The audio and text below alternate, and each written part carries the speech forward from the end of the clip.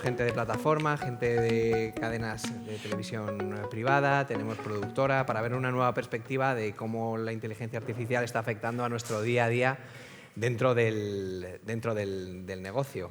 De nuevo, una vez más, gracias a la Academia de la Televisión por organizar estas jornadas, al equipo de comunicación de la Academia, a la Madrid Film Office por el apoyo y también a Audiovisual 451, que este año se nos ha incorporado como media partner, por apoyarnos en estas jornadas. Y sin más dilación, pues vamos manos a la obra. Os presento uno por uno a los integrantes de esta mesa y voy a empezar con José Carlos Cañadas. José Carlos Cañadas es gerente de dinamización de plataforma, antena y metadata en Movistar Plus.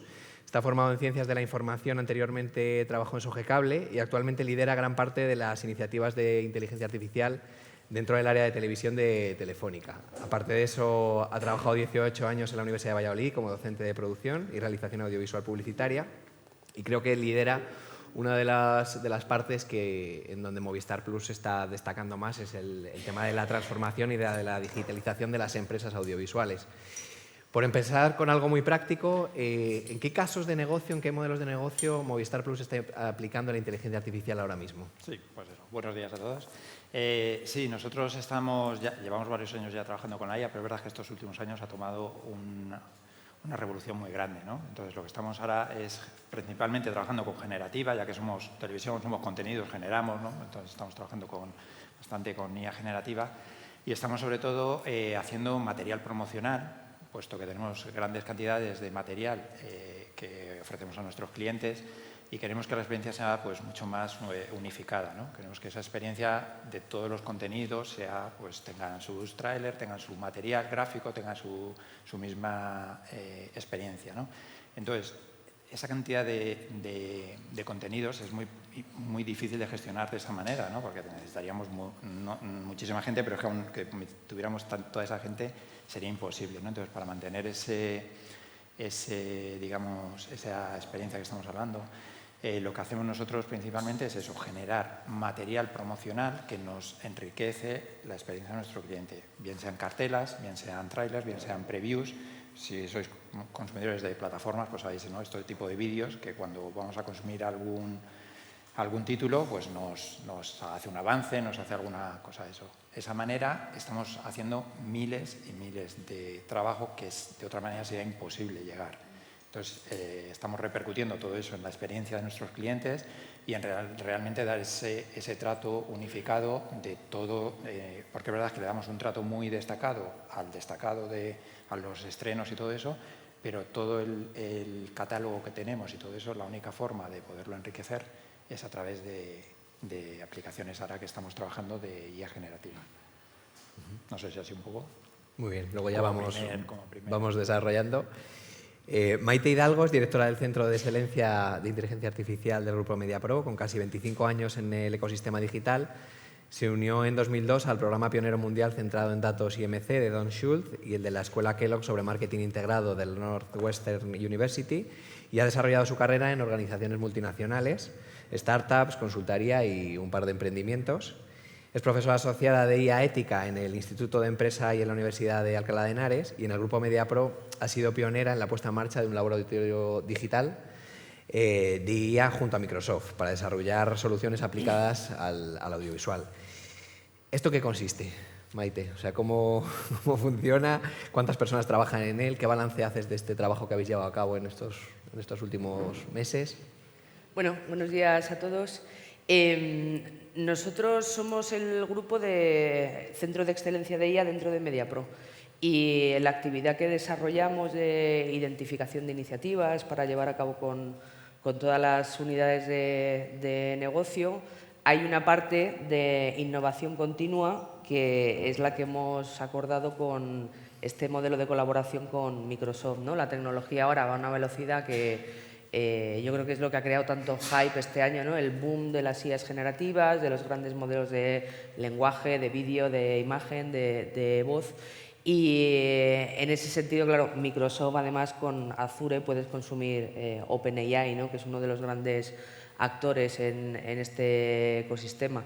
En el laboratorio lo que hacemos es experimentar con todas estas nuevas tecnologías y, sobre todo, trabajar con los equipos de producto de Microsoft, que es lo interesante, ¿no? Que tienen pues equipos distribuidos en el mundo, en Estados Unidos, en Asia, que son los que están desarrollando y, además, yo creo que ahora hay tanto por hacer que lo que no podemos es reinventar la rueda en todo, ¿no? Las grandes organizaciones pues tienen centenares de ingenieros que son los mejores del mundo, que están desarrollando capacidades continuamente, y lo que tenemos que hacer es apalancarnos en esas capacidades para, primero, poder llevar a cabo muchos más proyectos a menor coste, y luego estar a la última de las tecnologías que van surgiendo y que te permiten desarrollar desde una prueba de concepto hasta ya un proyecto en productivo, ¿no? Entonces, con el equipo de Microsoft hay, digamos, diferentes product owners con los que investigamos esas líneas y desarrollamos las pruebas de concepto, y luego nosotros hacemos el enlace con las unidades de negocio de MediaPro. MediaPro es un grupo muy grande, 7.000 empleados. Hay una línea que es servicios audiovisuales, tenemos el de MediaPro Studio, derechos, experiencias, canales. Digamos que hay toda la cadena de valor de la industria audiovisual, donde cada uno de esos departamentos tiene también necesidades diferentes, oportunidades diferentes, y tratamos de identificar pues esas oportunidades con nuevas tecnologías en experimentación para poder desarrollar pruebas de concepto, tanto a nivel tecnológico, y esto es importante, como a nivel de KPIs de negocio, ¿no? Cuando ya testas esas tecnologías no es solo rendimiento, sino saber cuánto consumen, cuál es el coste, cuánto implicaría desarrollar una solución para que sea, digamos, consumida industrializadamente, y eso es lo que nos da pie luego pues a desarrollar proyectos de mayor calado, ¿no? ¿Cuántos trabajáis dentro del centro? Pues dentro del centro somos 6 personas. Dentro de todo el ecosistema están implicados pues más de 100, porque, claro, con todos los punteros que hay en las unidades de negocio con los que levantamos las iniciativas, los casos de uso, etcétera, digamos que forman parte de esos mini equipos de producto. Luego trabajamos con muchas ayudas externas también en cuanto a equipos de consultoría específicos, spin-offs. O sea, sí vamos mucho a equipos de expertos para desarrollar proyectos determinados, ¿no? Porque ahora con todo este hype, pues todo el mundo sabe de todo, ¿no? Pero si quieres desarrollar, tú te ríes porque a ti te pasa también, ¿no? Si quieres desarrollar una aplicación muy específica de visión por computador que tiene muchas implicaciones de metadata o de no sé qué, pues si hay alguien que lleva 5 años trasteando con el tema, seguramente te salga mejor. Entonces, bueno, al final todos estos equipos yo creo que es muy importante montarlos con el ecosistema. No puedes saber todo de todo y a la velocidad a la que sucede, ¿no? Muy bien. También nos acompaña en este panel Lucas Holten. Él es experto en marketing musical y de entretenimiento, con más de 15 años de experiencia, incluidos análisis de datos, relaciones públicas y publicidad, supervisión musical, propiedad intelectual y derecho de autor. Tiene formación en inteligencia artificial aplicada a los negocios en Massachusetts Institute of Technology y en el Data Analytics por Berklee College. Desde tu experiencia en el sector, ¿cuáles son las principales implicaciones que tiene el mundo de la IA en la música? Pues yo creo que de todos los ponentes que he visto y los que estamos aquí, yo soy el único que es más audio que visual, entonces soy un poco bicho raro dentro del...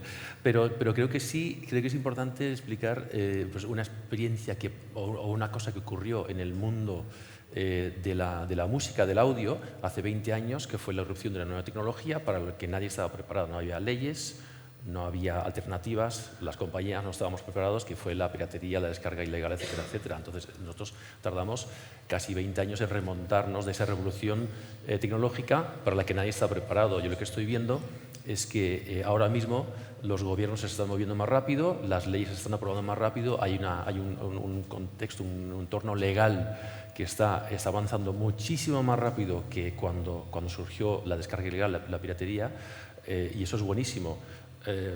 La causa de ello, pues seguramente porque nosotros solo éramos el mundo de la música que importaba relativamente poco en una economía global, pero las implicaciones de la IA son mucho más importantes a todos los niveles, con lo cual creo que por eso también los gobiernos se están moviendo más rápido, de lo cual yo me alegro mucho.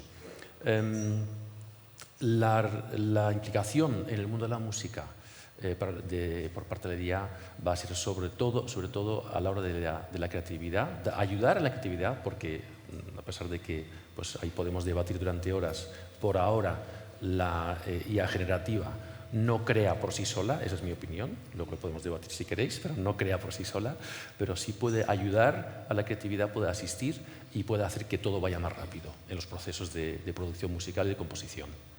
Fenomenal. Luego te preguntaré cómo ves, qué diferencias ves entre España y otros países a nivel de aplicación de esta inteligencia artificial. Y hablando de creatividad, me viene muy bien para presentar a Leire Larisgoitia, es la directora de producción y comunicación en Producciones del Barrio. Ella es productora de programas como Salvados, Lo de Ébola, Anatomía D para 3 Media y producciones de no ficción, como Amén para Disney o No me llames ternera para Netflix. Estos últimos años ha centrado su trabajo final de máster en una investigación bastante llamativa y bastante polémica, que si quieres cuéntanos en algunas breves líneas en qué consiste, porque va muy ligada al tema de la creatividad y lo que se está hablando estos días de si la inteligencia artificial puede sustituir el trabajo de un creador o un autor o no. Bueno, buenos días. Polémica. Sí, un poquito. Sí, he centrado básicamente mi investigación como en 3 apartados, ¿no? Por un lado, entender qué pasa, ¿no?, con la inteligencia artificial en nuestro sector, qué incidencia tiene en cada una de las áreas, ¿no?, del sector audiovisual. Creo que todos las profesionales que estamos aquí hemos tenido un momento, ¿no?, o si no, por eso venimos a estas jornadas, ¿no?, de intentar entender, ¿no?, qué es lo que está pasando y cuál es la incidencia.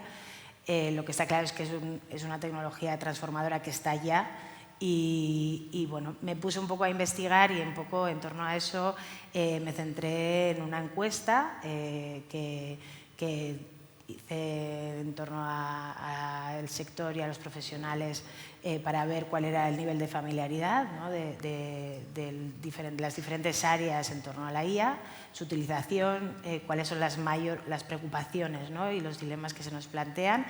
Y luego, por otro lado, hice un pequeño experimento, ¿no?, que me quedé ahí, donde confronté un poco un modelo de lenguaje, en este caso Gemini, con un grupo de guionistas que se sometieron pues, ante el mismo prompt. Se generaron unos textos y pasaron por un jurado y bueno, pues de ahí sacamos unas cuantas conclusiones, ¿no?, que igual nos ayudan a poner encima de la mesa ciertos debates y a disipar, ¿no?, todas esas preocupaciones que muchos tenemos de si la IA nos va a sustituir o no, ¿no? Estoy con Lucas, creo que la IA es un buen asistente para la creatividad. Creo que no tenemos que tenerle miedo, lo que sí que nos hace falta es formación y creo que aquí hay una responsabilidad por parte de las organizaciones, que aquí tenemos representación de grandes y en mi caso pues una más pequeña, de crear guías deontológicas, ¿no?, que marquen un poco esas barreras o esas hojas de ruta a espera de que la legislación avance, pero sí que es verdad que nos encontramos en un día a día que ya tenemos todas estas aplicaciones en nuestra vida doméstica, pero también laboral, y nos hace falta, pues, de alguna forma, unas guías que nos tranquilice y un plan de formación que nos ayude a acercarnos a ella sin miedo. Sí, hablaba de polémica en concreto por la parte de los resultados, que luego ya los debatimos, que nos lo va a contar en primicia, pero bueno, lo dejamos ahí de cebo y luego lo desarrollamos. Nos acompaña también María Maicas, ella es periodista con más de 15 años de experiencia en puestos de responsabilidad en el entorno digital de grupos audiovisuales en España y actualmente es la directora de contenidos digitales y redes sociales del grupo A3 Media. Anteriormente lideró el área digital de la Radio Televisión Madrid, fue directora de proyectos digitales del grupo Z y subdirectora de aplicaciones y multipantalla en Radio Televisión Española. En tu opinión, María, ¿cómo está impactando la inteligencia artificial a la actual estructura de las empresas? Bueno, lo primero, gracias por invitarnos otra vez. Ya estuve en las anteriores jornadas también con Víctor aquí de la mano. El impacto es indudable. Yo creo que también una reflexión que venía también a traeros es desde las últimas jornadas hasta ahora, creo que sí que hay un reposo mayor dentro de las organizaciones. Como decía Lucas un poco antes, cuando ocurrió todo el tema de la piratería, que no solamente afectó a la industria musical, sino a todo tipo de industrias culturales, las organizaciones miraron un poco para otro lado, la transformación digital, que es esto de Internet, etcétera. Creo que en este caso las organizaciones estamos más preparados para ser capaces de afrontar y de incorporar estas nuevas tecnologías y estas nuevas herramientas a nuestro proceso diario, ¿no? En el caso de Atresmedia, llevamos muchos años trabajando con inteligencia artificial en procesos de automatización, en procesos de robotización. Ahora estamos incorporando también la inteligencia artificial generativa, evidentemente, en distintos puntos de la organización, pero siempre con el mismo criterio, que es lo que comentaban ellos también antes y que es evidente, y es el de la ética en el trabajo del día a día, de la producción, de la trazabilidad de los productos, tanto aquellos que se producen internamente como aquellos que incluso a nuestros proveedores debemos de exigir también una transparencia y una ética en el trabajo y en la aplicación de la inteligencia artificial para los procesos creativos. Creo que eso es importante. José Carlos, en esta línea de la transformación, ¿cómo se está transformando Movistar Plus? ¿Cómo está aplicando toda la innovación? Sí, nosotros, además que creo que eso, IA es transformación, o sea, es que va de la mano, yo lo concibo así de esa manera. Como lo que estamos haciendo es, estamos viendo los equipos, obviamente desde el minuto 1 los equipos están al corriente de los procesos que se están haciendo, por una ética igual que tenemos, de un compromiso con los propios trabajadores. Y esa transformación está siendo obviamente muy rápido, pero sí que está siendo realmente fructífera, porque además involucrar a los equipos nos está ayudando mucho a maximizar los proyectos. A veces tenemos ideas de proyectos, pero cuando involucras a los equipos, esa parte queda mucho más enriquecida. Es un periodo de transformación que va siendo poco a poco, tenemos que ir haciendo poco, pero está acompañado de formación, como decía Leire, es importantísimo tener esa formación y esa transparencia de saber qué es lo que estamos haciendo, qué es lo que queremos conseguir. Es muy importante también lo que decía Lucas, estoy totalmente de acuerdo, que el valor, o sea, lo que nos permite la IA es poner el valor o el talento donde queremos. Lo que estamos haciendo a lo mejor ahora con IA, en este momento por lo menos, es industrializar, es mejorar, es tener más capacidades que no podíamos llegar y que tenemos proyectos, todos tenemos seguro miles de proyectos que si tuviéramos más manos los vamos a poder, y ahora los vamos a poder hacer. O sea, lo que estamos, yo creo, es seleccionando el talento y poniendo el énfasis, todo el músculo que tenemos en lo que realmente creemos que aporta valor a nuestros clientes, a nuestro proyecto, a lo que sea. Y estamos realmente utilizando más la IA para esas cosas que no alcanzamos o que realmente son cueces o enriqueces, ¿no? Pues si eso se puede hacer de otra manera, mezclado con digitalización, que muchas veces hablamos de digitalización como si fuera IA. Yo creo que cuando hablamos de IA es porque crea valor, ¿no? Porque nos da una más, no solo la digitalización, pero que yo creo que van muy de la mano. O sea, no puedes digitalizar o aplicar IA sin tener digitalización. Un caso, nosotros estamos ahí haciendo mucha generación y claro, esa generación está muy bien, hemos elegido una empresa, nos está generando todo el material que queremos, pero todo ese material lo tenemos que ser capaces de procesar y ahí tiene que venir de la mano de una digitalización, tenemos que tenerla nombrado con una nomenclatura y esto es lo fácil de la IA, que la IA te puede hacer eso, o sea, lo difícil es lo otro, pero tenerla bien nombrado, ¿qué hago con esto? ¿Dónde me la archivas? ¿Dónde me lo catalogas? Toda esa parte, toda esa metadata también que nos ayuda, viene de la mano. Entonces, tendrían que ir esas dos partes. Y la transformación, pues obviamente, con un compromiso con la compañía, en nuestro caso, haciendo reskilling.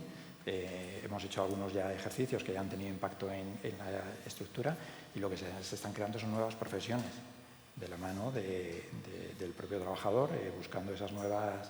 Y creo que va a cambiar de aquí a los próximos 2 años. O sea, lo que estamos haciendo ahora, que creemos que es novedoso en 2 años, seguramente son totalmente funciones distintas. Sí. Maite, nos te he preguntado antes aplicaciones prácticas. ¿Qué aplicaciones prácticas estáis ahora trabajando dentro de MediaPro? Pues unas cuantas. Estamos ya prácticamente en fase de producción con uno de los proyectos más ambiciosos, que es una plataforma de subtitulado. También hace unas semanas, nos dieron un premio de expansión, de compliance, por un asistente cognitivo que hemos desarrollado para los compañeros de compliance de corporativo, ¿no? Porque parece que la IA todo el rato son unicornios volando con la IA generativa, pero tiene muchas aplicaciones de eficiencias operativas, ¿no? Entonces, bueno, esto es un asistente cognitivo en lenguaje natural para que los profesionales del área de compliance puedan resolver mucho más rápido pues, todas las cuestiones que reciben por parte de la compañía, ¿no? Y esto pues, lo vamos a escalar a más áreas de negocio. Estamos trabajando mucho con experimentación de voces, con avatarización, experimentación también en todos los ámbitos que tienen que ver con creación, con dar soporte a los creadores y digamos que dentro de todas las aplicaciones, que yo creo que este año va a ser el de la explosión del vídeo generativo, ¿no? El año pasado fue de lenguaje y de imagen, pues entre medias que lanzarán Sora, pues el de vídeo, ¿no? Sí que estamos realizando bastantes pruebas de concepto en ese sentido, ¿no? Tanto de vídeo como de otras tecnologías que pueden ser muy complementarias, como NERF y Gaussian Splatting, ¿no? Para generar entornos 3D mucho más rápido, y yo creo que es lo que comentabas tú, ¿no? Al final, aquí hay proyectos que antes en tareas que podían dedicarse pues mucho más tiempo, las puedes acelerar, siempre, yo creo, como algo que eleva las capacidades de los profesionales, porque esto no funciona por sí solo. O sea, lo que decías tú también, ¿no? La creación la tiene que dirigir una persona y luego ya tienes ahí toda una batería de herramientas. Esto al final es como un proceso de digital inteligente mucho más acelerado, ¿no? Hemos tenido la transformación digital, luego la transformación del data y ahora esta que va a toda pastilla, multimodal, con todo confluyendo el vídeo, el audio, la imagen, el lenguaje, pero al final es para que trabajen las personas. Cada vez hay más herramientas que vienen de serie con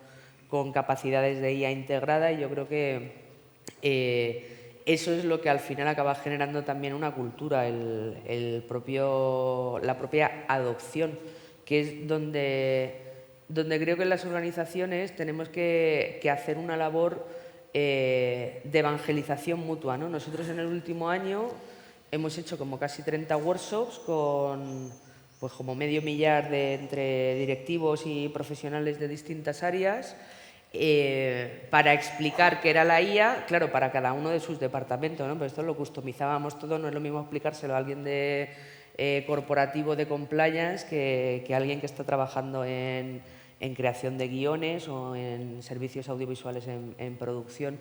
Entonces, esa labor de evangelización, digamos, mutua, porque también nosotros tenemos que entender el negocio, forma parte de todo este proceso. O sea, no se trata de desarrollar soluciones o testar tecnología todo el rato, sino hacerlo de la mano de negocio para que realmente las iniciativas que surjan pues satisfagan sus necesidades. A veces las desarrollas, otras identificas capacidades que hay en el mercado y no tienes que reinventar la rueda, pero bueno, vas creciendo juntos, digamos, ¿no?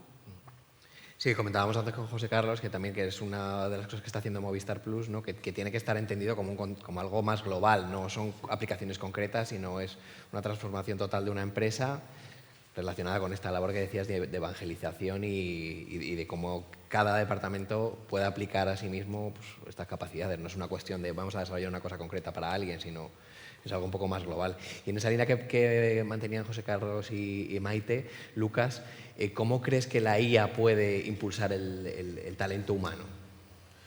Pues como complemento, pero antes de responder quería decir una cosa que siempre me gusta comentar en este tipo de charlas y no sé si estaréis de acuerdo conmigo. Lo que estoy diciendo hoy es mi opinión a 9 de mayo, 11 de la mañana. A la rapidez que va esto, la semana que viene el mundo habrá cambiado y mi opinión también. Entonces, esto va a una velocidad increíble que no podemos prever y que aquí estamos hablando con lo que sabemos a día de hoy. La IA como complemento de la creatividad tiene un potencial enorme. Antes comentaba que pongo siempre en duda, por ahora, a día de hoy, 9 de mayo, que la IA sea capaz de crear. Hay muchos defensores de que sí, porque hay que atribuirle autoría o derechos de autor porque ha sido generado, etcétera, etcétera. Entonces, como ejemplo, siempre me gusta mencionar un artículo que leí hace poco, que por desgracia lo perdí, es si la inteligencia artificial a día de hoy fuera capaz de crear música tan bien como dicen que lo está haciendo, pues hicieron un proyecto donde entrenaron un modelo de Machine Learning en base a una serie de canciones creadas por inteligencia artificial. Y el resultado fue desastroso. Por lo tanto, nada más recrea lo que se le mete a nivel de datos, pero todavía no es capaz de crear como lo haría un humano. Ahí está la diferencia. Lo que sí puede hacer es procesar una cantidad de datos históricos, en el caso de la música, pues sobre canciones, cientos de miles de canciones, ingerirlas, reconocer estructuras, patterns, tendencias, etcétera, etcétera, y aplicarlas para ayudar a crear más rápido y crear mejor. Dentro de las compañías multinacionales, yo puedo hablar de una, nos dejan a priori poca libertad para llegar a acuerdos con propuestas de IA y de Web3 locales. ¿Por qué? Yo creo que es para proteger los datos. Todo pasa por un filtro en Nueva York con un comité de expertos. Le dicen, no lleguéis a un acuerdo todavía, no le deis los datos de los que disponemos. ¿Por qué? Porque en los modelos de Machine Learning, una vez que echas la leche al café, es muy difícil sacarla. Con lo cual, una vez que el modelo ha aprendido, ya le has dado los datos al modelo para que aprenda, ya no puede desaprender.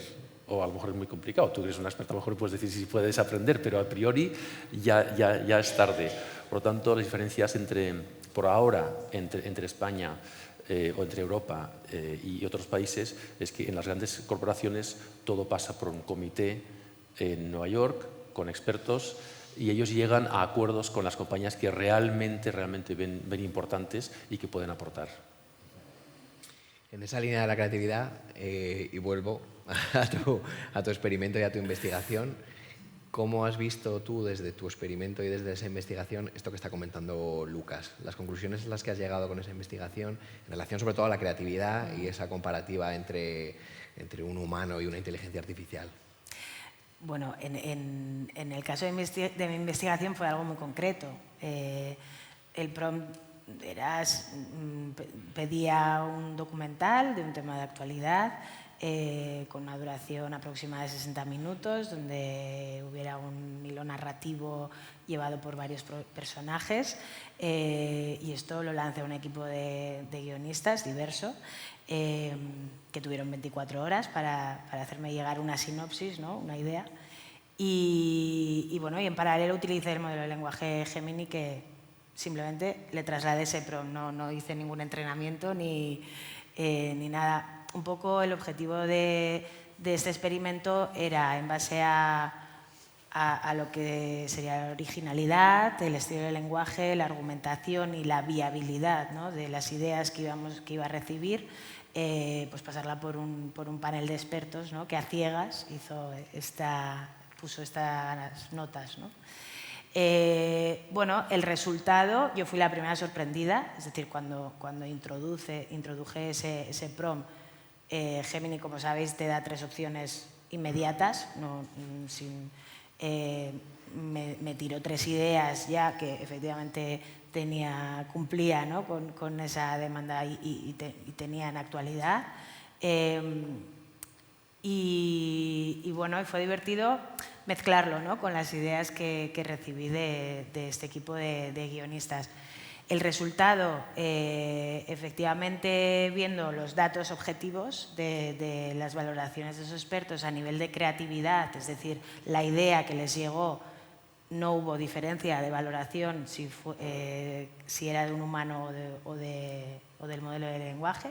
Sí que en el estilo y la argumentación estuvieron más bajos puntuados y la viabilidad de producción tampoco, con lo cual nos lleva un poco a reflexionar sobre esto, ¿no? Como un modelo de lenguaje, como decía Lucas, no puede crear, ¿no? De cero, pero sí que quizás te puede ayudar a romper este síndrome de página en blanco, ¿no? A ponerte sobre la mesa una serie de temas que igual tú no habías pensado, ¿no? y que te ejemplifica, ¿no?, de forma muy esquemática para que tú puedas llevar a cabo pues, una investigación o un documental, ¿no?, sobre ese tema. Estas fueron un poco las conclusiones, ¿no?, que luego compartí con los expertos que habían valorado a ciegas esos guiones, esas sinopsis.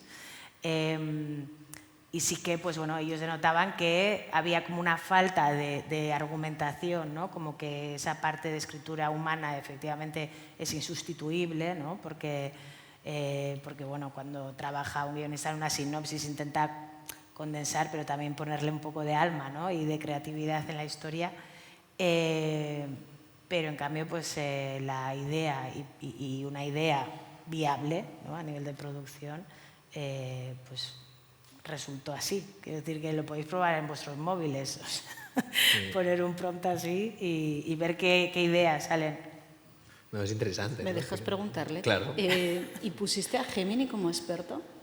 O sea, en el papel de juzga también el resto de... No, no le puse. guiones. No. Pero hay algún experimento en ese sentido también del propio ChatGPT, Midjourney y otro tipo de inteligencias de texto juzgándose a sí mismas y dándose puntuaciones bastante interesantes. De hecho, este experimento a mí se me ocurrió viendo un poco la tendencia de ya no solamente de la IA generativa, sino de la tendencia que hay en Europa, en Estados Unidos ya desde hace tiempo, de programas, como en el caso de Europa creo que se llama Cinematic, donde introducen las propuestas de guión y las propuestas de proyectos y en base a la IA hace un análisis de no sé cuántas mil películas, ¿no?, que tiene introducidas y valora y de alguna forma pone nota. Sí, es una de las aplicaciones, efectivamente, dentro de la industria audiovisual, que es dentro del proceso de research, pues el hecho de tener capacidad de poder, dentro de toda la cantidad de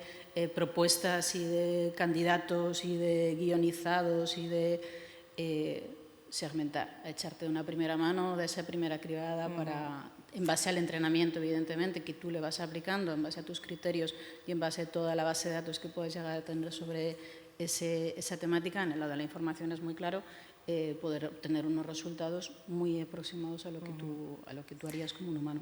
Correcto. Entonces, bueno, la vuelta sería que cómo responde, ¿no?, ese modelo predictivo, ese modelo de análisis ante una creación totalmente de IA, ¿no? Eso sería otro experimento que te lanzo, Maite. No, a mí me interesa mucho esto que estáis contando, porque es algo con lo que estamos salseando también, de alguna manera, en esa parte de desarrollo, ¿no?, de identificación de cualquier tipo de propuesta creativa que tenga que ver con el trabajo de un autor.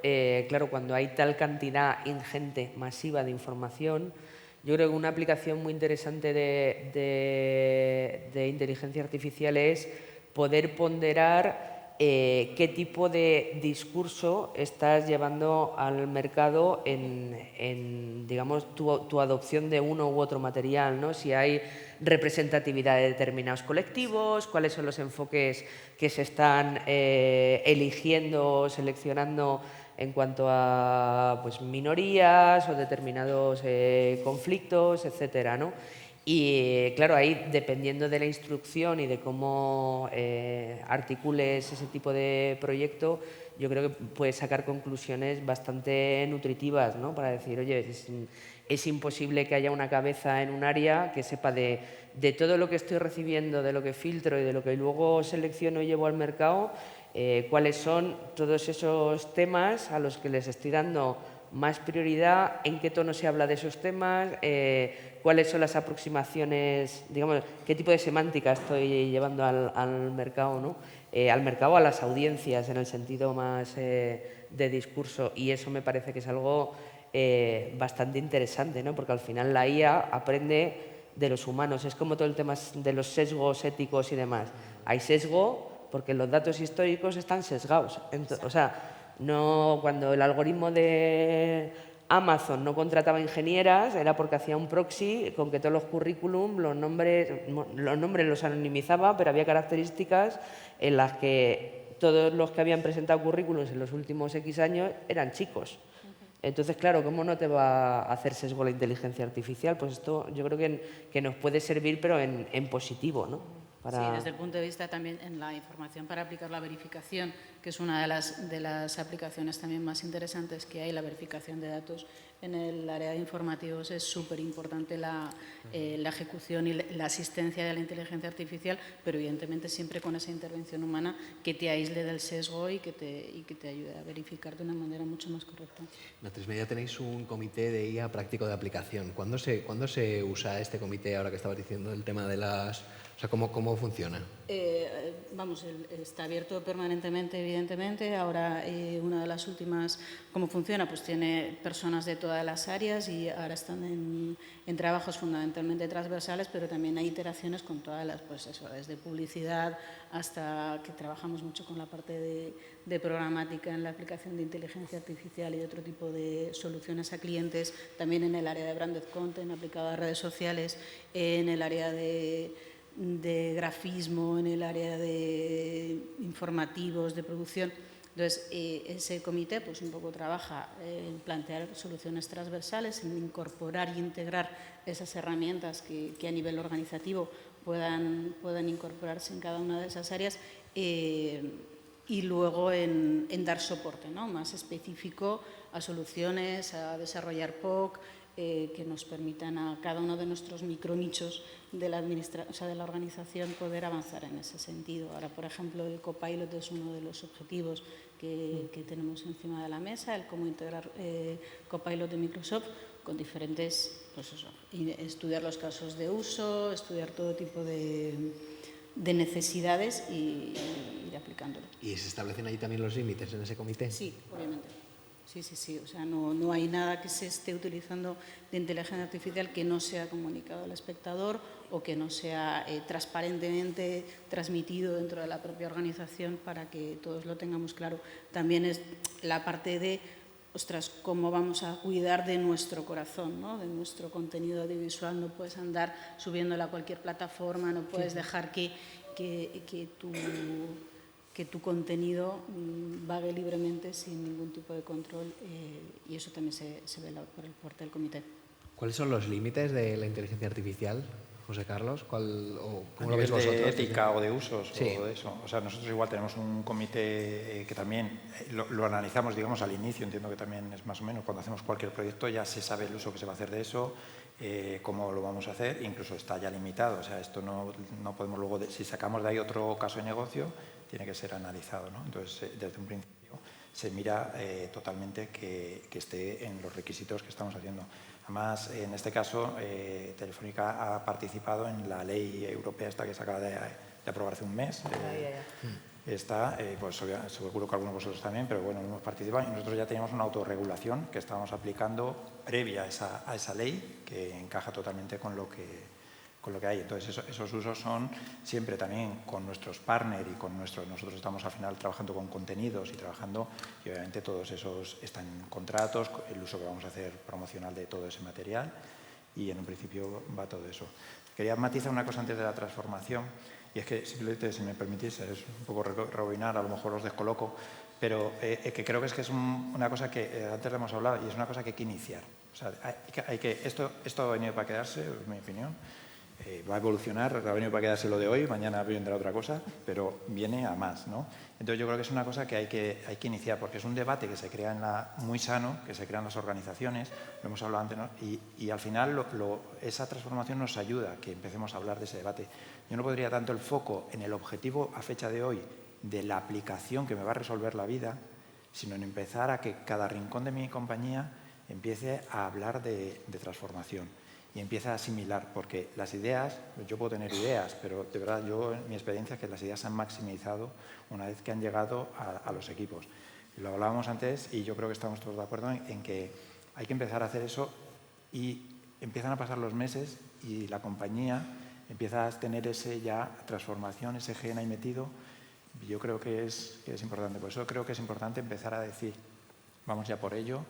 Y solo ese debate ya es súper constructivo. Sí, estamos todos formándonos, yo estoy estudiando, mirando, haciendo un máster, nosotros, todos estamos formándonos, pero los propios trabajadores también están trayendo soluciones, aplicaciones, como decía antes, que ya te traen soluciones de IA. Teníamos unos proyectos que ya, oye, que esto ya lo podemos hacer de otra manera. Y estamos todos con ese germen Y yo creo que es fundamental para esa transformación interna que tenemos que hacer todos, pero hay que dar ese primer paso.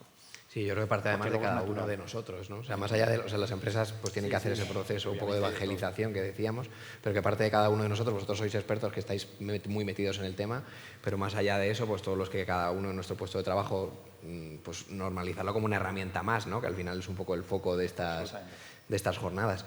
Volviendo al tema de las líneas rojas, Maite, vosotros, ¿qué líneas rojas ponéis a la hora de desarrollar, de trabajar con los distintos modelos de negocio, los distintos procesos y la IA?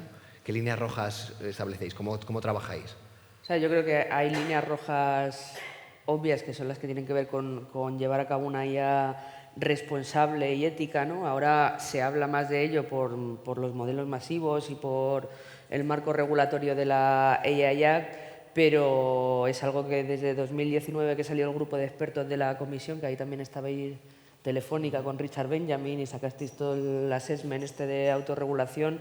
Nosotros, particularmente el equipo del COE, hemos estado metidos en temas de IA ética desde hace 5 años, más o menos. Entonces, yo creo que hay que ser muy consciente de todo aquello en lo que no debes incurrir en el desarrollo de un proyecto, pero desde la propia conceptualización, en lo que no debes y en lo que debes documentar, cuál es el propósito de este proyecto, para qué estoy utilizando los datos, cómo voy a hacer el desarrollo, cómo lo voy a decomisionar después, qué hay en el contrato con el creador, etcétera, etcétera. Y luego, en la línea de lo que se está contando de esta velocidad, que vamos a cambio de paradigma por semana, más o menos, claro, cada vez que sale una tecnología nueva es un riesgo nuevo. O sea, las líneas rojas van cambiando todo el rato. Y luego van generando el tópico de puede ser un reto, una oportunidad, ¿no? Generan incluso a los diferentes colectivos, pues inicialmente puede ser que una visión más cautelosa, ¿no? O incluso defensiva, y luego, sin embargo, una adopción progresiva hacia aquello que no incurra en riesgos, ¿no? Pero lo que tratamos de hacer es, evidentemente, riesgos que puedan tener que ver con derechos de autor, protección intelectual, etcétera, pues eso, línea roja absoluta y en continuo, además, colaboración y trabajo conjunto pues con los departamentos de legal, de compliance. Al final es que vamos en bloque con protección de datos, etcétera.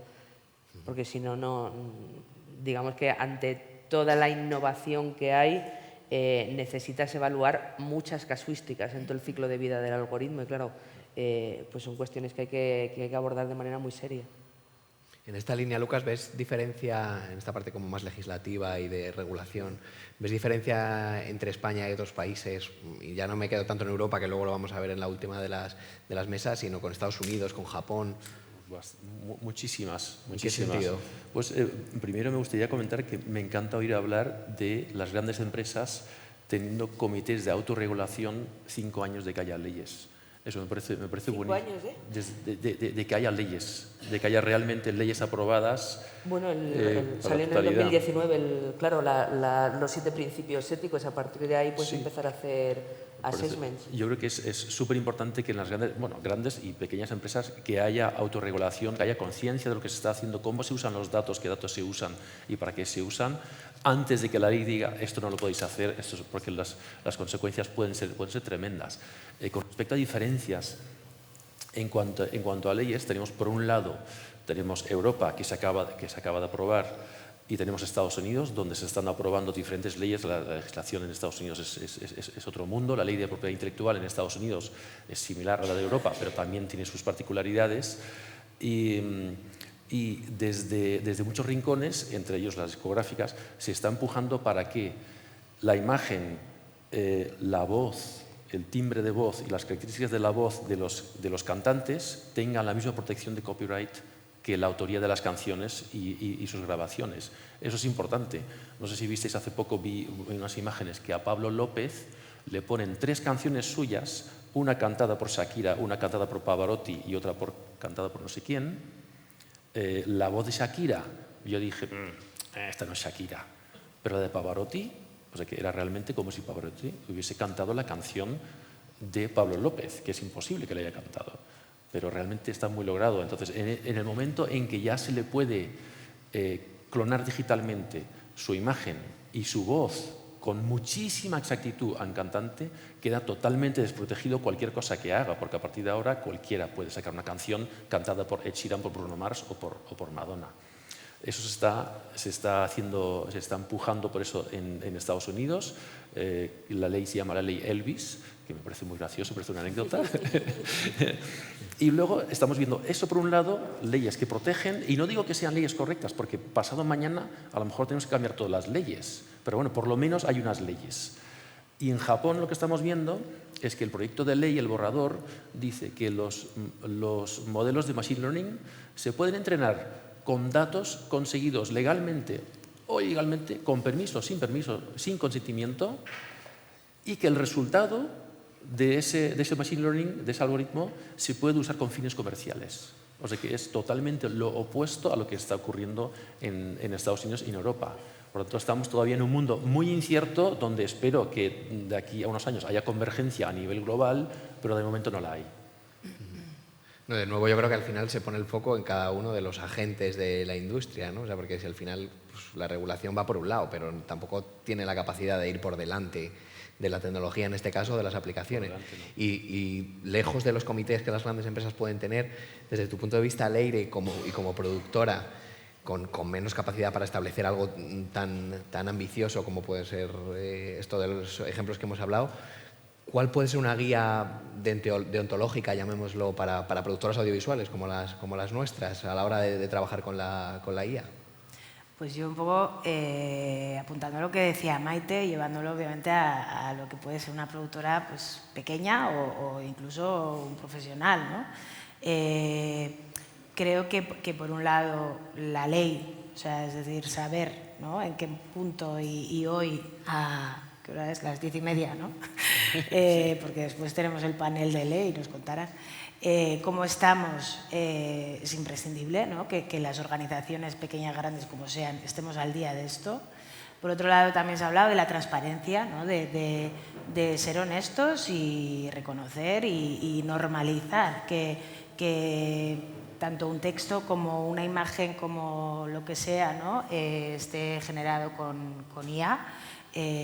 Creo que eso es fundamental, sobre todo de cara a próximas leyes, como bien decía Lucas, ¿no? O sea, sabemos lo que se pueda legislar ahora, no sabemos lo que pasará dentro de 5 años y si eso tú ya lo has vendido a un cliente donde has firmado un contrato, ¿no?, y tienes todos los derechos gestionados y no lo has gestionado porque lo has generado tú, ¿no?, pues puedes tener un problema y puedes crear un problema al cliente, con lo cual honestidad, transparencia. Y luego creo que también dentro de las organizaciones es el conocer cómo en cada una de las áreas, en cada uno de los ordenadores, cada uno de los profesionales están utilizando pues ese Premiere que ya tiene, ¿no?, la IA incorporada, ¿no?, para qué lo utiliza. Y yo creo que ahí en los workshops, la formación interna, el incluir esta guía deontológica, o sea, igual que explicas a alguien que acaba de llegar a tu organización dónde está la máquina de café, pues le puedas dar esas líneas, ¿no?, de cómo en tu organización, sea grande o pequeña, pues se utilizan todas estas herramientas. Eso yo creo que es fundamental y que, como bien decía Juan Carlos, es que hay que hacerlo ya, o sea, no lo podemos dejar para mañana, ¿no? Aquí, pues, es verdad que la responsabilidad, pues tanto en las organizaciones más grandes es más fácil, ¿no?, porque hay como todos esos comités y tal. En las más pequeñas, pues bueno, a través de asociaciones, a través de la academia, a través de estas charlas, estas jornadas, ¿no?, y quizás también ahí podemos pedir, ¿no?, cierto impulso público, ¿no?, para que nos ayuden a esa transformación y a esa implementación, ¿no?, de este tipo de guías. Creo que en el sector educativo ya se está haciendo, ¿no?, para los docentes. Hay un observatorio de IA donde los docentes ya tienen cursos específicos, pues para primaria, para secundaria. Pues creo que esto en el sector sería, bueno, imprescindible empezar ya y empezar a segmentarlo por áreas, porque no es lo mismo un área de postproducción que un área de preproducción, ¿no?, o de guión. María, has abierto antes el melón de la parte ética, deontológica, legislativa, y te voy a obligar a que abras otro melón, y es el del punto de vista laboral. O sea, esto ¿de qué manera va a afectar al trabajo? ¿Cómo va a cambiar el trabajo a razón de puestos de trabajo, pero no solo eso, sino al trabajo de cada uno de nosotros, cómo vamos a estar obligados de alguna manera a transformar cada uno de nuestros oficios? De nuevo me sumo hoy 9 de mayo a las 10:30 de la mañana.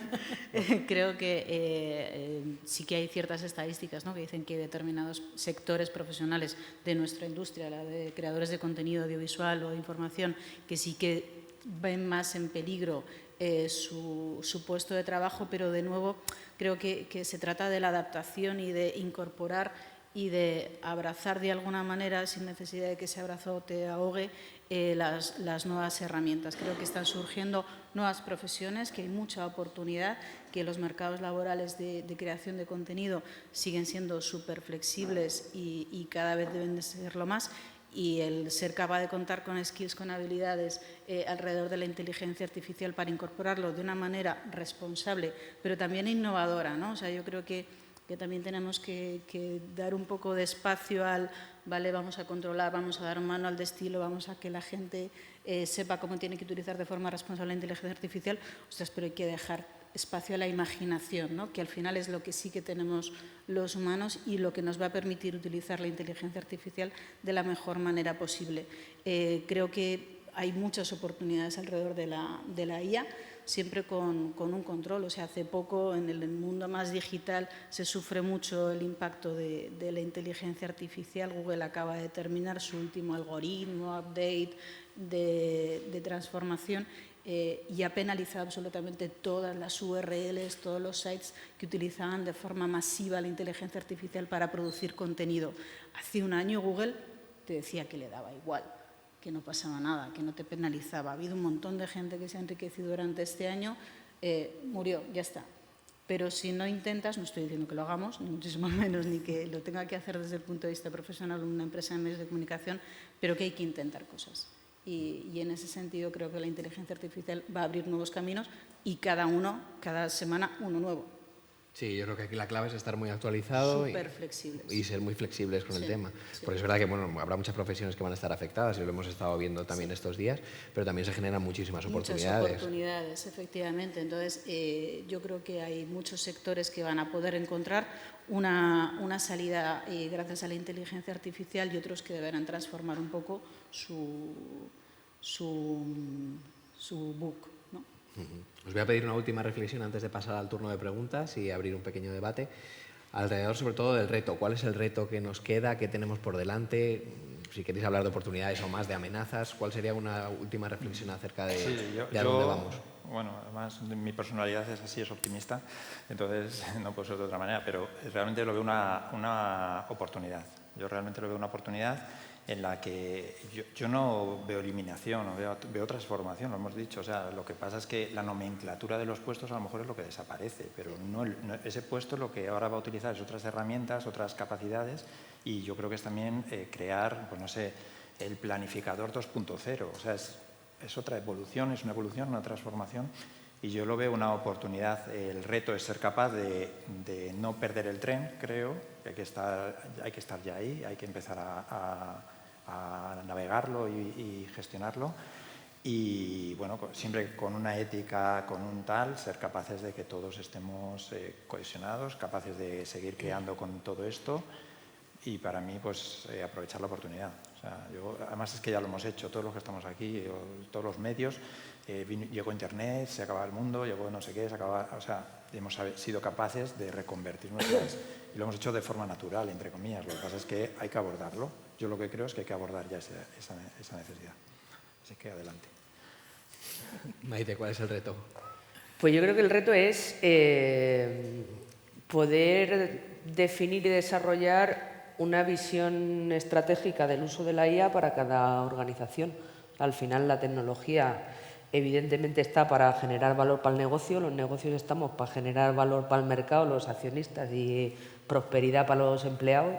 De lo que se trata es de esta tecnología poder llevarla al negocio y a la operación y, claro, ante el hype, la lluvia de posibilidades, poder tener una dirección estratégica clara de, mira, este es el tipo de inversiones que voy a hacer en desarrollo, este es el tipo de inversiones que voy a hacer en que determinados perfiles profesionales en la compañía pues tengan suites de soporte para elevar sus capacidades, y estas son las inversiones que voy a hacer en esto otro. O sea, que haya una visión estratégica de la IA en el negocio para generar valor, que es lo que hacemos los negocios.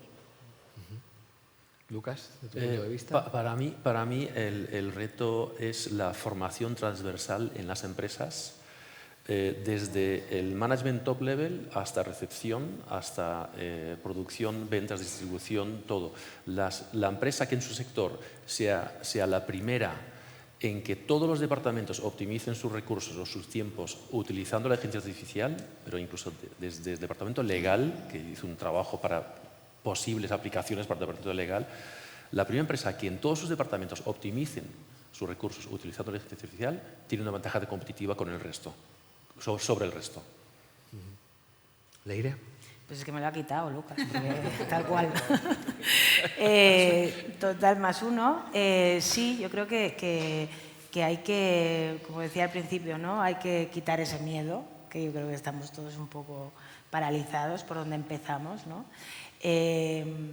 Y pensar que al final la IA nos va a ayudar a que todas esas tareas repetitivas, ¿no? Que tienen bajo impacto, que realmente te quita mucho tiempo, pues bueno, nos va a ayudar a que eso sea nuestro copilot, ¿no? Que sea nuestro ayudante, y tener más tiempo para otras cosas, como por ejemplo pensar. Entonces, en cuanto a los empleos y hacia dónde nos podemos transformar, yo diría que necesitaremos tener menos personas que hacen, si tenemos que decir personas, igual menos tiempo para hacer y más tiempo para pensar, ¿no?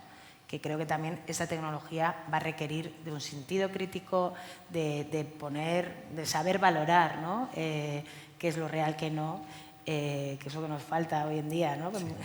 En muchos aspectos. Entonces, me quedaría con eso, más tiempo para pensar. María. Para mí el reto es el equilibrio, ¿no? El saber sostener todos los platillos que van ahí, jugar con lo legal, jugar con la formación, jugar con lo profesional, jugar con la innovación, evidentemente también con la inversión, porque todo esto no es gratis, es decir, todas las inversiones que estamos haciendo ahora mismo las organizaciones y la industria audiovisual para adaptarnos a una velocidad extrema, o sea, es lo que comentábamos antes, las últimas revoluciones y transformaciones digitales nos han preparado para poder adoptar toda esta nueva herramienta y tecnología mucho más rápido. Es espectacular, vamos muy rápido. Entonces, ese equilibrio entre la cautela, la innovación, el cómo nos gastamos el dinero para que tenga sentido, creo que va a ser el reto de los próximos meses. Me llama la atención que cuando llevamos tres años organizando estas jornadas y la primera de ellas estaba muy orientada hacia la innovación y la inteligencia artificial como una amenaza, el año pasado ya era una especie de amenaza versus oportunidad, y en este yo creo que estamos casi todos de acuerdo en que es una oportunidad. Yo espero que las siguientes ya vaya a ser una aplicación muy, muy práctica y muy directa. Sí, sí, la gran ventaja va a ser, ¿no? Bueno, abrimos el turno de preguntas, si os parece, y pues vamos por aquí.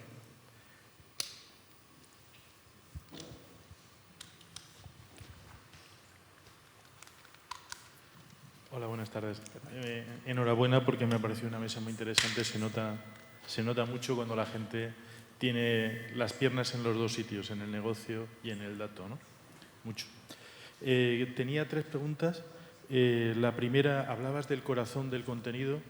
Claro, si tú tienes partners tecnológicos, normalmente trabajas en la nube. Nosotros, por ejemplo, trabajamos en la nube telefónica en Canal Sur. En algún sitio tienes que dejar tu corazón si quieres que esto funcione. ¿Cómo tomáis esas decisiones? Sobre los proveedores, claro, si te hacen un trabajo con inteligencia artificial, digamos un poco fino, pero tramposo, un ser humano es muy difícil que localice que es así. ¿Cómo lo localizáis? Supongo que también con inteligencia artificial. Y un tercero, sobre la inversión, el gran problema de esto es ¿cuánto tiempo nos va a servir esa inversión? Porque la obsolescencia tecnológica, desde que yo estoy en la tele, cada vez que compras algo dura 3 veces menos. Y ya estamos en el proceso de tener que cambiar todos los años, ¿no? Si seguimos así. Gracias. Y efectivamente, Lo pensaba antes porque lo comentaba también Maite, las empresas de contenidos, las empresas de producción audiovisual no somos empresas tecnológicas, es decir, tenemos que confiar en empresas tecnológicas. Movistar sí que tiene, y Telefónica evidentemente tiene mucho más valor en ese sentido, entonces necesitamos confiar en empresas tecnológicas, necesitamos confiar en proveedores y en productoras audiovisuales que nos traigan un producto de calidad. La clave yo creo que es la confianza. Evidentemente hay herramientas que se están aplicando y trabajo que se está haciendo para saber dónde estamos dejando nuestro contenido, cuál va a ser ese modo de interactuar con nuestro propio contenido para poder ser capaz de generar contenido generativo de vídeo en base a nuestro propio corazón, como decía antes, y también para evaluar esas propuestas, ¿no?, que nos vienen desde otros sitios. La clave es la confianza y la responsabilidad. Evidentemente, el marco legal nos tiene que ayudar a todos para que eso sea más fácil y que no sea simplemente un pacto entre caballeros de oye, yo sé que tú vas a hacer esto bien porque yo lo estoy haciendo bien porque te estoy pagando un dinero para esto. Entonces, el marco legal nos tiene que ayudar a hacerlo.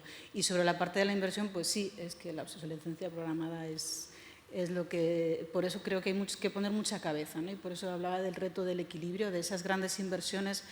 No sé si esto me recuerda a la burbuja, ¿no?, de todas las burbujas que hemos pasado en los últimos años, que van siempre acompañadas de la tecnología. Hay mucha gente que está vendiendo humo. Entonces, pero ese es uno de los retos, precisamente, desde las organizaciones ser capaces de identificar, de probar, de hacer POCs, de confiar de nuevo en aquellas empresas con mayor recorrido profesional. Se les puede poner a competir también. O sea, cuando lanzas una prueba de concepto, por ejemplo, para un proyecto que sea relevante, bueno, aparte de que tienes ingenieros que supervisan cualquier trabajo de este tipo, para una POC tienes determinadas métricas y expectativas, pones a competir a varios equipos de ingenieros y el que mejor lo hace pues tiene más puntos de credibilidad para abordar ese proyecto. Pero vamos, estos proyectos estás todo el día encima los ingenieros con digamos una supervisión muy exhaustiva. Yo te añadiría para la parte de la caducidad que decías de las aplicaciones, obviamente pues es una realidad y eso es así, pero igual a lo mejor no hay que casarse exactamente con una. Lo que tú tienes que tener es, cuando concibes el proyecto, tenerlo también todo su recorrido, no pensar en el corto plazo, no decir, tengo esta solución para sacar esto, es que voy a hacer además después de todo esto.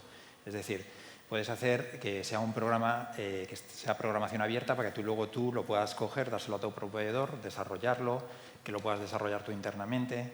Entonces puedes hacer una serie de cosas para que esa misma aplicación en un futuro pueda ser reutilizable, que esa aplicación en alguno de los contratos te la den a ti, seas tú el propietario. Al ser propietario tienes propiedad sobre ese código y sobre ese código puedes evolucionarlo.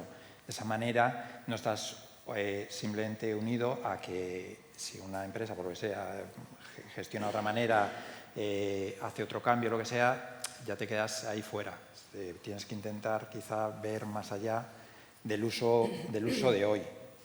Es lo ideal, esto es una teoría, ¿no? Pero si ves más allá, que nosotros estamos aplicando eso en muchas cosas, nos está permitiendo el proyecto escalarlo más adelante, ¿vale? No solo resolver ahora, y lo demás, pues yo creo que totalmente de acuerdo con ellos.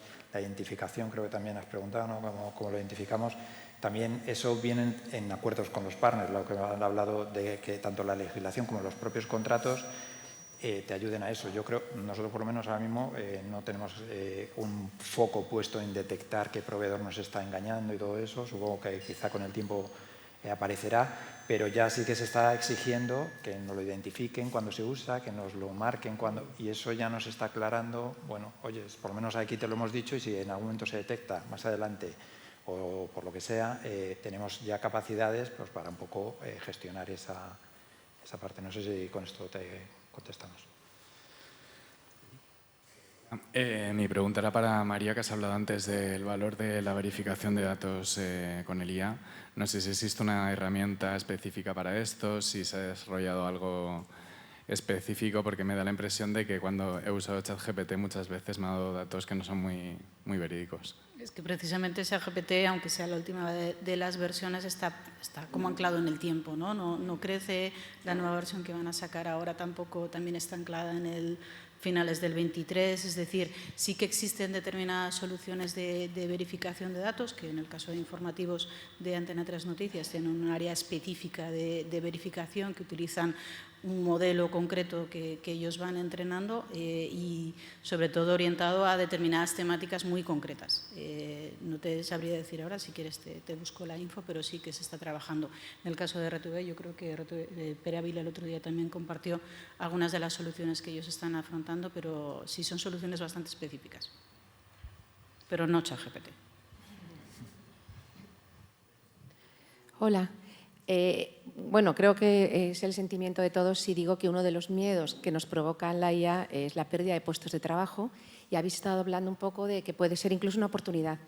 Pero por lo menos yo en estas jornadas, la primera vez que escucho que la IA puede servir no solo para no perder nuestro trabajo, sino para reubicar el talento, ha sido a José Carlos Cañadas, que hablaba de cómo la aplicación de la IA en Movistar Plus podía hacer esta reubicación del talento, este reskilling, y me gustaría que explicases un poquito más si esto es real, cómo puede lograrse, si hay sitio para todos, y saber cuál es el pensamiento del resto en sus respectivas áreas.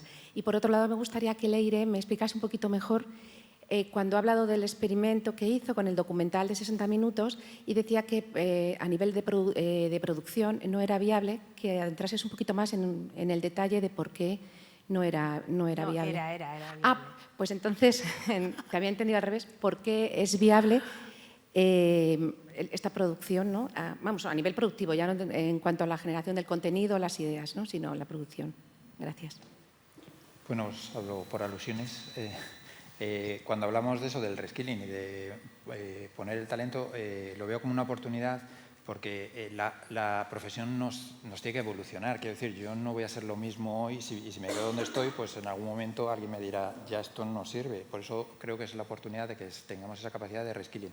Hemos hablado también todos, yo creo que estamos en esto de acuerdo, que es esa formación. Las compañías están tomando formación para que realmente en qué capacidades podemos seguir evolucionando y podemos seguir aportando. Y el talento importantísimo, porque todos en nuestras áreas sabemos dónde está el valor, dónde está, y es donde realmente estamos poniendo a la gente y enfocándola a crecer ahí, ¿no? A aportar nuevos valores, a crecer en esa parte. Entonces, tiene que haber un compromiso de las compañías de formación, por supuesto, ser nosotros, tener el ojo en nuestra profesionalidad, todos sabemos dónde podemos poner el talento y qué proyectos de los que tenemos todos en la chistera podemos sacar para volver a crear puestos de trabajo, capacidades, con nuestros equipos, porque los equipos ya tienen un bagaje, mucha experiencia, y con equipos nuevos, por supuesto, porque también vienen a enriquecer. Entonces, viene un poco en eso. Yo creo que es un compromiso, es un equilibrio entre tanto empresa, con formación, como los propios profesionales seamos capaces de decir, no, esto es talento y este es nuestro core, y donde realmente vamos a poner el humano o el valor que creemos que aporta más el humano y vamos a quitarle todo lo que le molesta para que ahí creemos valor. Si te contesto, os toca. Y no, era uno de los criterios que valoraban a la hora de leer esa sinopsis, la viabilidad de producción. Como sabéis, los modelos de lenguaje alucinan, ¿no? Esta palabra maravillosa. Y bueno, pues en este experimento era imprescindible poner en valor si lo que proponía el modelo de lenguaje era viable de producir, y lo fue en los casos es decir, en todas las historias que propuso en la sinopsis. Tengo algunas, pero no me voy a poner aquí a leerlas. Espero poder publicar pronto esta investigación y bueno, y la compartiré con la academia para que la podáis ver.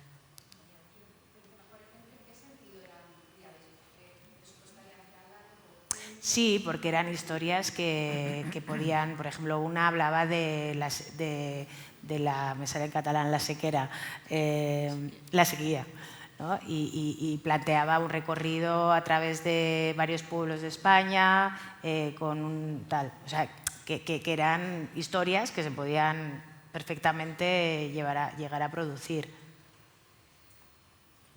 Con respecto a puestos de trabajo, ayer, creo que estamos en un momento incierto, donde todavía, desde aquí a 5 años, pues volveremos a hablar, pero ayer o anteayer había un panel donde se daban 2 ejemplos, uno de una radio 100% online, prácticamente sin empleados.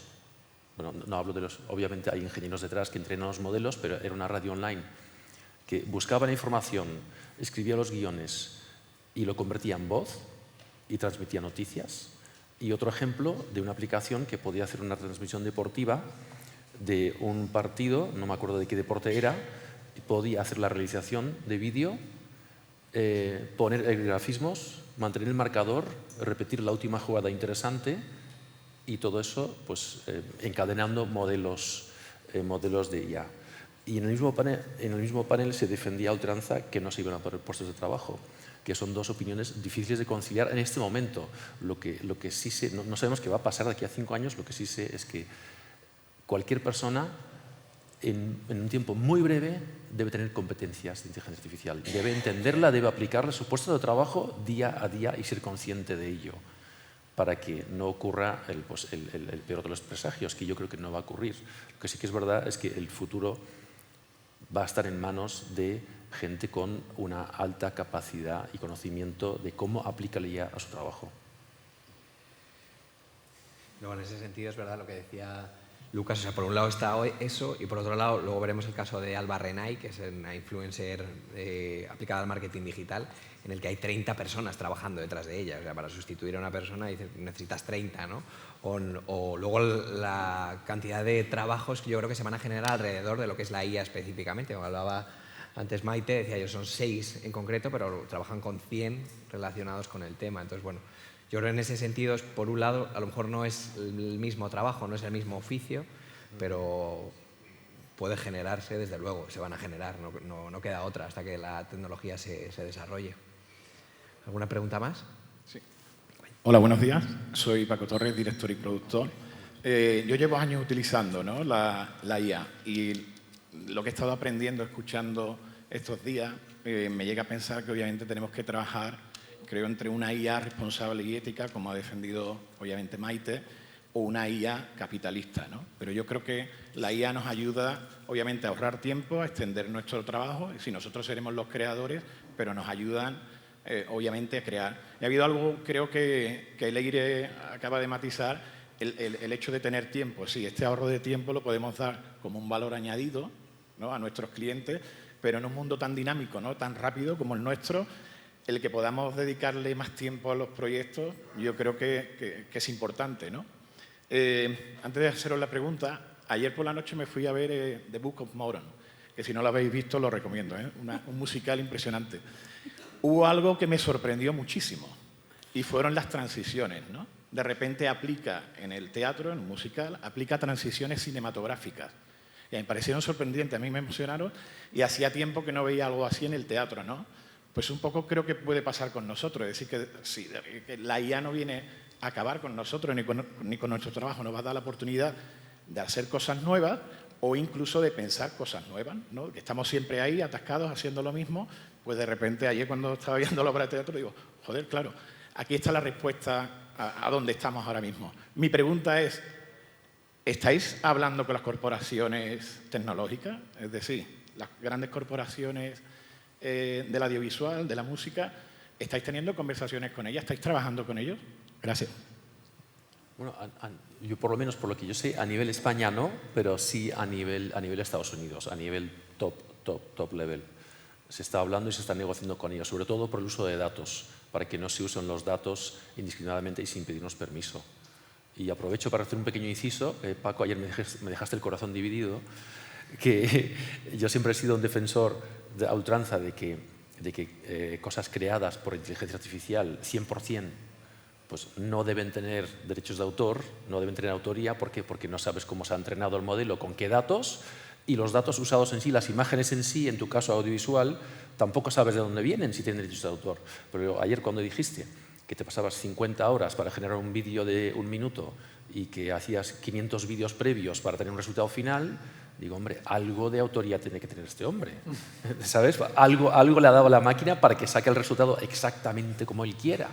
Pero lamentablemente la frontera o el límite, la línea roja está en cómo fue entrenado ese modelo, con qué datos y qué imágenes estás usando, porque tú no tienes 100% seguridad de que esas imágenes no estén protegidas por derechos de autor, pero obviamente tu autoría se te debe reconocer de alguna forma, que llegaremos a ese punto a nivel de marco legal, supongo.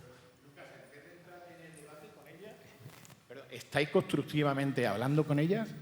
Es decir, que obviamente un debate, una negociación con las corporaciones tecnológicas es ese, intentar poner esas limitaciones, ¿no? O de qué forma vosotros podéis proteger vuestro trabajo, ¿no? A nivel de música, pero no dais no tenéis una conversación más positiva, más creativa, de decir, ¿podéis construir más con ella? No te acabo de entender. Es decir, en vez de estar intentando poner obviamente limitaciones, que hay que ponerlas, pero ¿no podéis pensar en trabajar con ellas para hacer algo más? Ah, vale, te entiendo. Seguro que sí. Primero, limitaciones creo que en este momento hay que poner y que seguramente las limitaciones en el futuro desaparezcan o sean diferentes, pero en este momento, que cuando hay mucha incertidumbre, sí, yo creo que es correcto ponerlas. Y nuestro equipo tecnológico de Estados Unidos sí está hablando con las tecnológicas para ver cómo se puede progresar, para no frenar demasiado el progreso y no quedarnos fuera de juego, porque la IA y el uso de los datos de la música o de las obras audiovisuales va a pasar, nadie lo puede frenar, por lo tanto es mejor estar a bordo y ser parte del proceso que poner límites y quedarse totalmente fuera, que es una situación donde yo creo que ningún productor o ningún derechohabiente de propiedad intelectual se quiere quedar. En este sentido, sí hay un ejemplo que está ahora mismo en marcha, que es la doble vía en la cual los medios de comunicación de papel, New York Times en Estados Unidos, ha demandado OpenAI por el uso de su contenido, y hay varios ejemplos también, ¿no?, de cómo OpenAI ha saltado incluso barreras de muros de pago para acceder a ciertos contenidos y que los ha utilizado para entrenar a su algoritmo. Y luego en Europa se está haciendo otro tipo de acercamiento por parte de algunas empresas como Prisa u otras, que han llegado a acuerdos económicos con OpenAI precisamente para que su contenido forme parte de una manera, incluso algunos dicen que prioritaria. Evidentemente va a llegar ese modelo a otro tipo de contenidos y bueno, habrá que estar un poquito preparados. Sí, una más por ahí. Hola, buenos días. Lo primero, enhorabuena por la mesa a todos. Tenía una pregunta para Lucas, que me ha dejado bastante impresionado lo de la legislación japonesa que hablaba. ¿Cómo de indefensa deja a la industria musical esta legislación? ¿Cómo afecta que en un país concreto, pero bastante potente como es Japón, vaya a salir, parece ser, adelante este tipo de legislación? Bueno, de momento hay que puntualizar que es un borrador de ley que cambiaron hace relativamente poco para añadir estos detalles. No solo deja de indefenso al sector de la música, sino cualquier productor audiovisual. O sea, cualquier persona que tenga datos útiles en su empresa, ya sea de salud, de seguros, audiovisual, o sea lo que sea, lo deja totalmente indefenso. Y el artículo que he leído sobre ello, vi el borrador de ley, pero luego leí unos artículos de opinión y dicen que seguramente obedece a que Japón no es líder en ningún modelo de IA y quiere recuperar terreno cuanto antes posible y quiere ponerse al día de Estados Unidos y de otras potencias. Con lo cual dejan esa libertad que ojalá ese borrador de ley no llegue, porque bueno, pues nuestros datos o vuestros datos están en servidores de Europa. Pero yo no sé si hay una ley que dice que no deben salir, sobre todo datos personales que no deben salir, pero yo tengo serias dudas que si no pueden acabar en Japón o en China o en cualquier. Indefensión total, mi conclusión. Sí, que me ha surgido la pregunta con lo que ha dicho María sobre, digamos, la publicidad de pago en noticias, en en la inteligencia artificial, que sería prácticamente como hacer Google Ads con tu noticia, pero en un sistema de inteligencia artificial, ¿no? Claro, si ya hay un efecto burbuja hoy, simplemente por los algoritmos, en el que la gente solo ve lo que quiere oír y quiere leer y quiere ver, si además lo que te va a aparecer cuando le preguntas a un sistema es aquel que paga más, entonces eso sí, eso quizá requiere más legislación que todo lo demás que hemos hablado, ¿no? Sí, al final los algoritmos de este tipo de plataformas requieren de legislación, pero no solamente el de OpenAI o de ChatGPT, sino el de TikTok, el de Meta, que también está trabajando en su propio algoritmo, que por primera vez va a crear contenidos, el de Google. Sí, requiere de una legislación urgente porque al final el espectador, el usuario, ante el cual nosotros somos responsables de lo que nosotros intentamos transmitir o emitir, se va a ver completamente indefenso porque no va a entender nada. No va a entender nada. Va a construirse una realidad que puede ser un poquito arriesgada. Se desconoce bastante los términos del acuerdo entre algunos de estos medios y OpenAI. Sí que existe pues, alguna información acerca de que va a incorporar funcionalidades adicionales que otros no van a tener, que bueno, es un poco oscuro. Exactamente, la transparencia es fundamental en esto. La última, por ahí. Sí. Hola, buenos días y gracias por la charla. Yo os quería preguntar, en fin, a todos o a quien quiera responderme a esto, si no pensáis que dejar en manos de ingenieros tantos procesos de producción podría afectar a una deslocalización de los empleos. Hablando antes que estábamos de los empleos, ¿no? Y de reconvertir ciertos empleos, ¿no creéis que podría haber, como en otras industrias de todo tipo, una deslocalización y con ello pues pérdida real de empleos aquí, en España, por ejemplo, o en Europa? A ver, yo es que creo que en el mismo statement hay muchos pasos, ¿no? Que acabas de comprimir o yo lo veo así. O sea, una cosa es que cualquier compañía desarrolle iniciativas que puedan servir para la producción o que puedan ser de apoyo para diferentes fases de un proceso productivo audiovisual. Evidentemente, creo que esto suena. Dentro del desarrollo de esas iniciativas hay ingenieros, pero siempre hay perfiles funcionales que son del negocio. O sea, es que yo creo que seguimos teniendo un poco como esa yo creo tendencia a pensar que la IA es el mago Merlín y que los ingenieros lo activan. Y de verdad, ojalá sucediera así, porque viviríamos todos trabajando muy pocas horas al día, pero estos son proyectos digitales inteligentes, por llamarlo de alguna manera, ¿no? Un poco la línea de transformación que estamos diciendo, donde quien define esos proyectos y esos desarrollos, los primeros que están son los responsables de negocio o de esa línea de actividad, ¿no? Entonces, no creo que haya que hablar de IA vinculándolo exclusivamente a ingenieros, porque es que de facto no es así. O sea, hay mucha visión de negocio por detrás y luego, vale, hay gente que pica código, hay project manager, hay parte de algoritmos, pero en un conjunto de, digamos, diferentes aportaciones y compromisos por parte de cada uno, ¿no? Dicho esto, son, digamos, desarrollos que se ponen al servicio de esos procesos de producción. ¿Que los procesos de producción se van a ver transformados por estas aplicaciones de IA? Hombre, yo creo que sí, y para bien, ¿no? Y de aceleración de un montón de cosas, pues entiendo que igual que en los últimos años con los efectos especiales, ¿no? Por poner un ejemplo que yo creo que todo el mundo pueda tener interiorizado. Entonces, o sea, para mí, quizás la pregunta no es si un ingeniero sustituye a alguien, oye, ¿cómo va a ser ese modelo de construcción conjunta para que sirva en los procesos productivos a las diferentes compañías, ¿no? Y de ahí, evidentemente, que va a haber transformación, pues claro, porque cada vez tienen más capacidades, pero igual que haces producciones virtuales o antes no existían los FX y ahora existen, ¿no? Muy bien, pues una vez más muchas gracias a los 5 por haber participado y nada, continuamos en breve con lo siguiente. Gracias a todos. Gracias.